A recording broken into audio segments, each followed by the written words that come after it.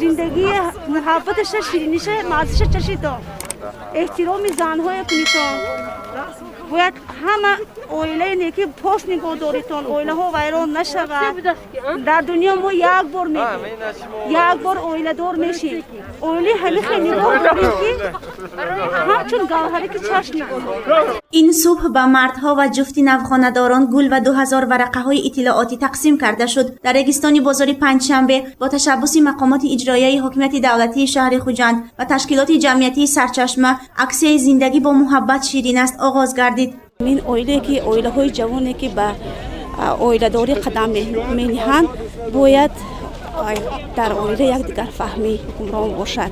مناسبت ها خوب باشد، مناسبت همسر با شوهر یک مهر محبت اندازه خوب را طلب می‌کند. در عکس 16 روزی علیه خشونت نمایندگان شعبه کار با زنان و عائله مقامات اجرایی حکومت دولتی شهر خوجند، نمایندگان از تشکیلات‌های جمعیتی، فعال زنان و ولنتیاران اشتراک نمودند. با بعضی مردها وقتی که سوال می‌کردیم که آخرین مرتبه با همسرتون کی گل تحفه کردید و کس جواب دادن که من وقتی که داماد شده بودم. انا همین خیل مهر و محبت رو ما باید به واسطه هر عید، ایام، زادرس ها،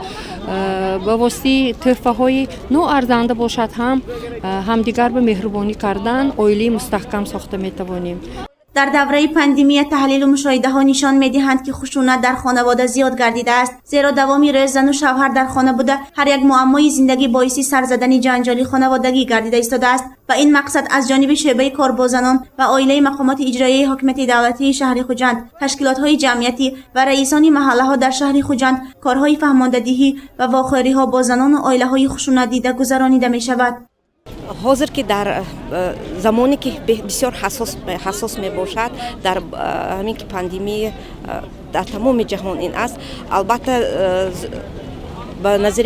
نظر می رسد که خشونت عائلگی کمتر بسیار شده است، مراجعات ها بسیار شده است، چون که بسیاری زنها خانه میشینند، مردها هم کار ندارند،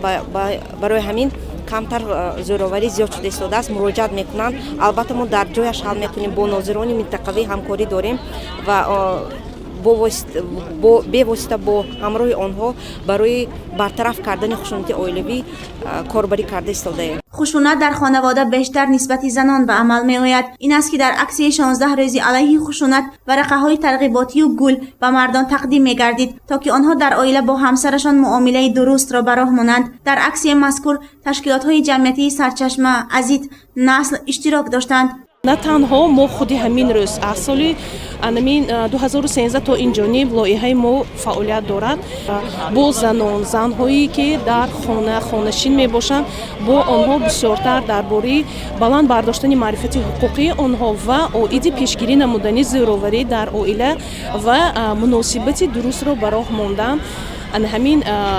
کارها به انجام رسانیده ایستاده است. همچنین در رگستان بازار پنجشنبه از جانب مرکز تشکل طرز حیات سالم ولایت سوخت و شهر خوجند و مردم ورقه‌های اطلاعاتی بر ضد بیماری اسپید و نقاب‌های محافظتی بر ضد بیماری کووید 19 تقسیم می‌شد. اکسیه بخشیده به سنه 1 دکامبر روز عمومی جهانی مبارزه با بیماری ویچ اسپید راه اندازی گردیده است. با مردم عاید همین بیماری ها، یعنی هم بیماری ویروسی نورسوی مستی آدم و هم بیماری کرونا ویروس معلومات ها دادیم، با آنها براشورکه ها تقسیم کرده داده شد و هدف از گذراندن چنین چاره‌بینی ها این بلند برداشتن معرفت نوکی اهالی می باشد که آنها با ما عاید این بیماری ها سوال ها دادند و همه اهالی با